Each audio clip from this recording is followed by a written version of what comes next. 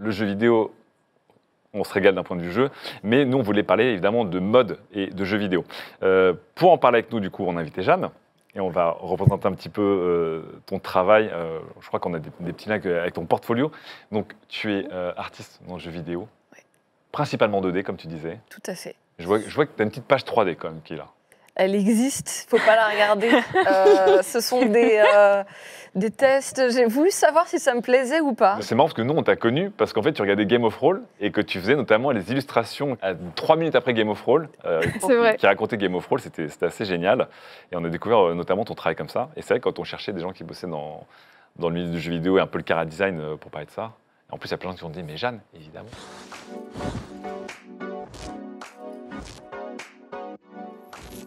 On va utiliser ton expertise pour que tu puisses nous donner un peu de ton retour d'expérience et ton avis aussi sur les vêtements et le jeu vidéo. Je fais un petit historique du jeu vidéo au tout début où notamment l'habit, enfin j'allais dire l'habit, tout dans le jeu vidéo était le parent pauvre des contraintes techniques. C'est-à-dire que tu faisais du son, tu avais 4 kilobits pour faire une mélodie. Tu faisais un visage, il fallait faire une moustache, parce que tu n'avais pas assez de pixels pour faire une bouche qui ressemble à une bouche vue de loin. Et tu faisais des tenues de jeux vidéo. Là, on va voir évidemment l'évolution de Mario. C'était 1 ou 2 couleurs. C'était une grosse salopette avec un bouton, parce que pareil, en fait, il fallait faire un petit peu du grossier. Et donc, comme tout le reste, Mario est évidemment un très bon baromètre. Et ce qui est intéressant, c'est que Mario a évolué avec le temps, mais sa tenue n'a pas trop évolué. Il est resté assez iconique, finalement. Et on sait que Mario a longtemps été un personnage de contrainte. Voilà. Casquette parce qu'on ne pouvait pas modéliser les cheveux proprement, moustache parce qu'on ne pouvait pas faire la bouche, et cette fameuse salopette de plombier parce qu'en fait, à l'époque, je pense faire un costard ou une tenue de Final Fantasy, c'était juste pas possible. Mais évidemment, avec le temps, le jeu vidéo s'est sophistiqué, on va dire. Et un des aspects qui a été très très intéressant, c'est que on a eu des effets plus réalistes, notamment avec la 3D.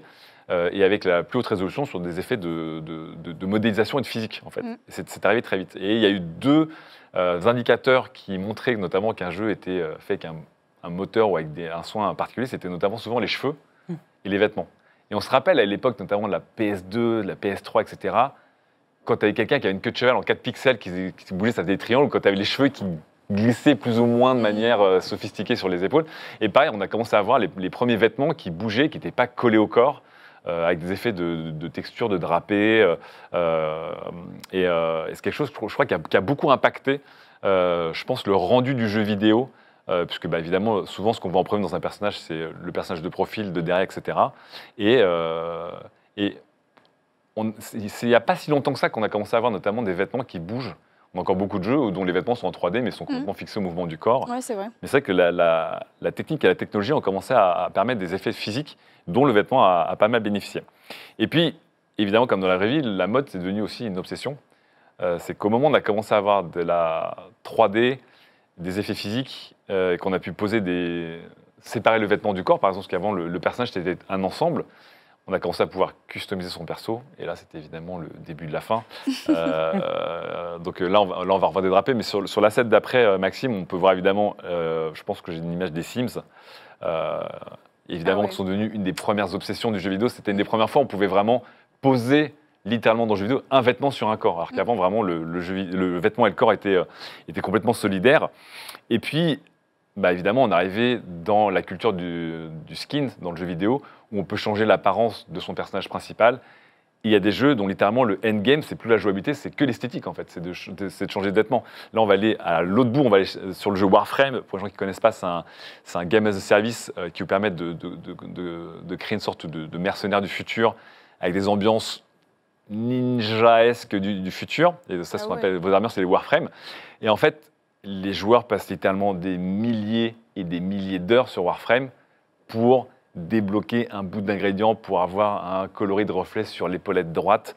Et à la fin, c'est plus une histoire de jouabilité. Les gens passent plus de temps dans Warframe pour faire vraiment des tenues, des Warframes les plus sophistiquées, les plus folles. Évidemment, les développeurs ont compris que le vêtement et le look dans le jeu vidéo étaient devenus un jeu à part entière, en fait, un vrai jeu à part entière. Et puis, évidemment, vu que c'était une obsession, c'est devenu un business. Voilà. Donc, comme c'est devenu un business, aujourd'hui, pareil, je ne veux pas rentrer dedans, mais ça raconte encore une fois l'importance du vêtement et de l'apparence dans le jeu vidéo.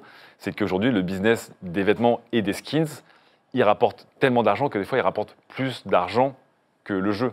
Il y a des développeurs qui ont discuté, notamment chez Blizzard, et qui disent que, en fait, ils ont des tenues dans WoW qui ont rapporté plus d'argent qu'un jeu complet, en fait. Donc, compliqué. Donc voilà, on voulait en parler. Après, je vous ai préparé une petite tier list aussi des fruits dans le jeu vidéo, mais je voulais en parler un peu avec toi, du coup, Jeanne, parce que toi qui fais du chara design, notamment en 2D, je me demande comment tu abordes, quand tu crées un perso, tu es en freelance, du coup, tu bosses avec plusieurs studios.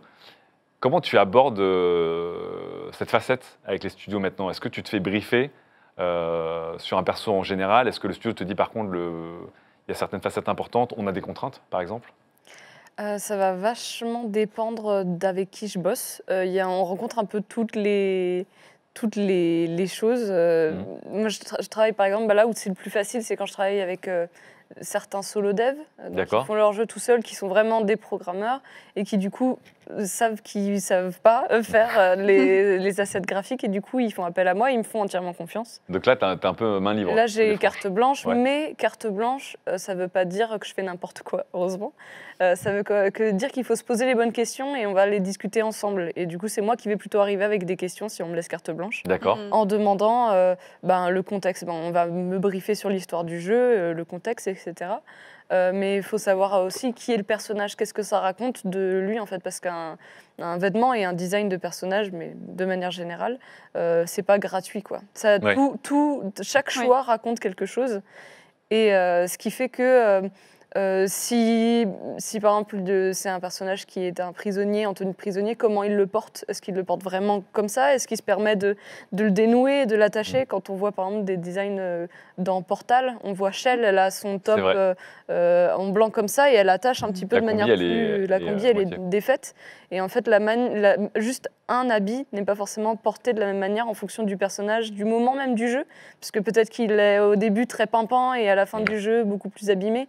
Et ces choses-là, ça va jouer. Il va y avoir l'époque, l'expression de genre du personnage, son statut économique. On va voir si dans un GTA, ça va dire beaucoup du personnage, qu'est-ce qu'il va porter. Et moi, je peux prendre l'exemple très précis et récent du coup de Pyrène dont on a parlé tout à l'heure. Je veux bien la régie PYRENE. Tout à fait. Voilà. Donc ça, c'est le jeu sur lequel je travaille actuellement, qui sort bientôt, en septembre.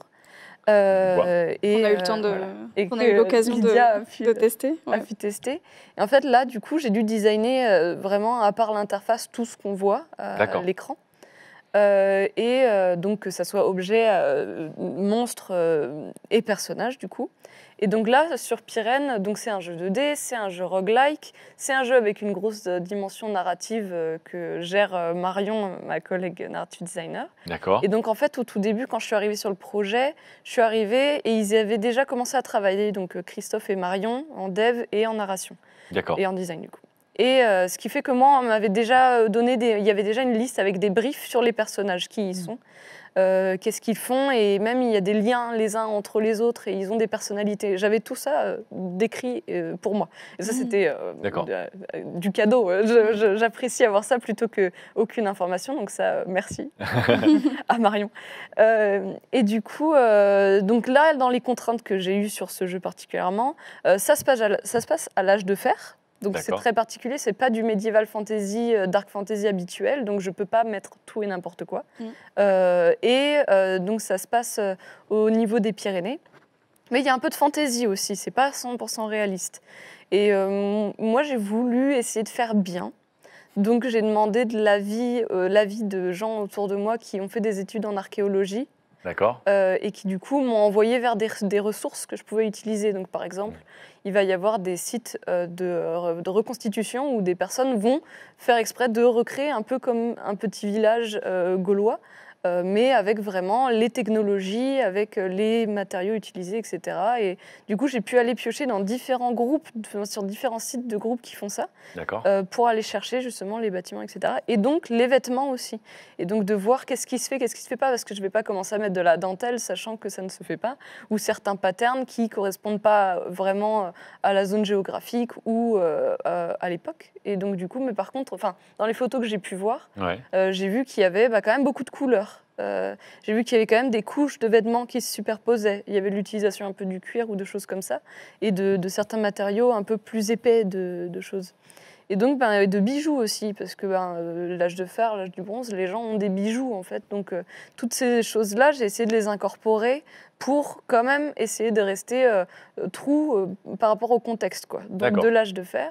Donc, il y a eu tout ce travail-là. Et c'était un travail de recherche qui dure assez longtemps, j'imagine, du coup. Pas tant que ça. Enfin, pour moi, c'était pas tant que ça, parce que en Indé, on n'a pas le luxe de pouvoir y passer non plus super longtemps. Et donc, il y a plein d'assets à faire, surtout dans les types roguelike. Il y a plein de contenus. Là, des persos, on en a entre 10 et 15, je dirais. Entre les persos jouables et les PNJ, les marchands et tout. Et du coup, donc c'était plutôt... Ok, je vais chercher, ça prend pas une semaine, ça prend vraiment... Est-ce que ça prend 2 jours? Peut-être même pas, ou alors en combiné, quoi. Okay. Et après, moi, je me fais mon dossier que je constitue, où je mets ma liste, parce que je pouvais trouver des choses de l'âge de fer, mais qui étaient plutôt, d'Europe du Nord, ou de l'Est, ou d'ailleurs. Et donc, du coup, là, j'ai quand même essayé de centrer vers la France et la zone comme ça. Et du coup, j'ai constitué mon petit dossier. Et donc, quand je devais faire un personnage, je pouvais aller piocher. Donc, j'allais passer tout dans le diaporama toutes mes images. Et je faisais, OK, alors ça, je vais le mettre comme ça. D'accord, sur ce personnage, ce sera comme ça. Sur le personnage d'après, je ne vais pas refaire la même chose, parce qu'il faut qu'il y ait quand même une sorte d'iconicité d'une certaine manière et d'unicité, donc. Et donc, j'allais chercher, OK, j'ai pas fait de robe encore. Ah oui, là, ils utilisaient des sans-manches. Ah, mais quand ils faisaient des manches, ils les faisaient comme ça, etc. Et donc, moi, je sais que j'ai été chercher un petit peu ces références-là pour faire mes choses. Et pareil, je voulais mettre des bijoux un petit peu pour agrémenter. Je me disais, OK, ils utilisaient quoi? Je voyais qu'ils utilisaient du verre quand même à l'époque, donc pour faire des perles de verre. Donc, j'ai été chercher, j'ai pu me donner cette liberté de faire des perles colorées en verre, même si ça se voit pas que c'est en verre, moi je le sais. Et voilà, et donc c'est même dans un petit jeu qui coûte pas trop cher et sur lequel on n'a pas trop le temps, et on peut toujours prendre un peu le temps de faire des recherches. Et c'était intéressant. Et sur les persos de Pyrène, un des autres trucs que j'ai essayé de faire, c'est qu'ils aient tous une couleur unique à eux. Donc, par exemple, le personnage principal qu'on a débloqué au tout début, elle est verte. Sa maman, ses habits sont plutôt bleus, elle est rousse. Il y a un des personnages, il est plutôt dans des tons de bordeaux, violet. Il y a 2 hommes, il y en a un, il est en plus bleu clair, un autre plus orange. Ils ont tous un petit peu leur couleur, et je l'ai choisi exprès, mais personne ne me l'a demandé. Ça, c'était vraiment... Et la palette de couleurs du jeu, c'était toi ou pas? La palette de couleurs du jeu? Parce que du coup, il faut que j'imagine que tu dois avoir... on va parler encore une fois des contraintes techniques artistiques, mais il faut que ça pop, j'imagine aussi, en respectant la palette de couleurs. Tout à fait, j'essaye, je vois même quand je bosse dans ce jeu, je sais exactement vers quelle couleur je vais ou ne vais pas. Je ne vais pas dans du très vif, on est toujours dans des tons assez pastels, assez atténués, mais on n'est pas non plus dans du trop sombre. On a fait le choix de garder des teintes plutôt pastel. On sait qu'on est dans un genre de jeu qui est du roguelike, et on est habitué au dark. On est habitué au gore et à toutes ces choses-là, mais j'en avais parlé. Et du coup, là, même pour les vêtements, on a quand même, pour tout, on a choisi de partir plutôt sur du pastel. Donc, au niveau des couleurs, on est plutôt dans ces teintes-là, quoi. Mais ça pop un peu. Enfin, les décors sont encore plus pastels pour que justement les vêtements, les chara-design ressortent un peu, quoi. Justement, c'était un des fils rouges des thématiques dont on parlait sur le temps que tu as, le budget de la prod. Mais encore une fois aussi, parce que le jeu vidéo, c'est beaucoup de contraintes techniques.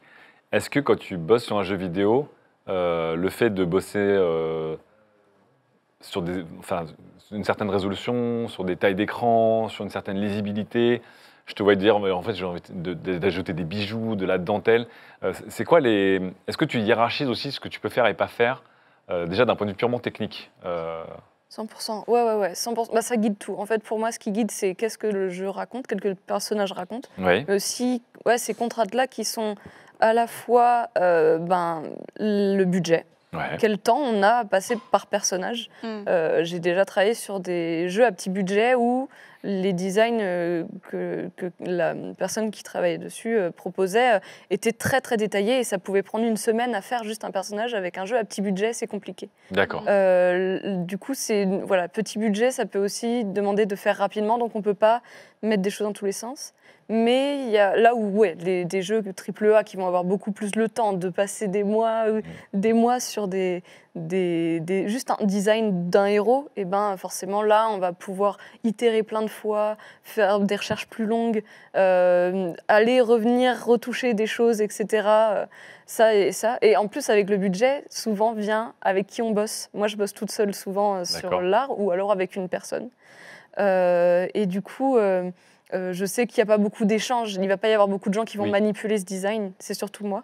Et donc, je sais que je vais voir par rapport à comment je travaille, moi, ce qui m'arrange. Mais par contre, dans un énorme studio, là, le design va passer des mains du concept artiste, character designer, directeur artistique, en into, le modèle 3D, la personne qui texture, la personne qui va gérer la physique du vêtement, etc. Donc, le budget sous-entend aussi combien de gens vont se faire circuler ce design. Donc, il y a ça. Et alors qu'en indé moins, et aussi toutes les contraintes en effet techniques donc dans la 2D. Moi, par exemple, j'anime aussi mes propres designs en 2D, frame by frame, donc où je dois dessiner chaque image, ou en pantin.